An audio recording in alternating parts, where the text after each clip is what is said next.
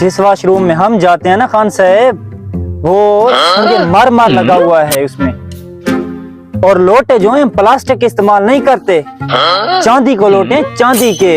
बस भाईजान बस, आपके यहाँ होंगे चांदी के लोटे, और जिस वॉशरूम में मैं जाता हूँ वो तो पूरे 10 करोड़ का है, 10 करोड़ का।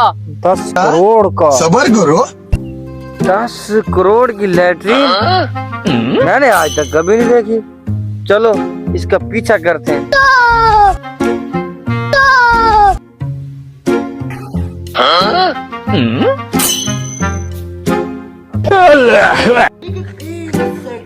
मुझे लगता है वो जा रहा है, चलो उसका पीछा करते हैं।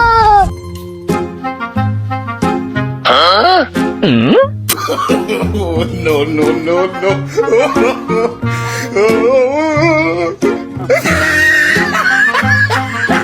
खान साहब अपने खेत में जाके हांगो।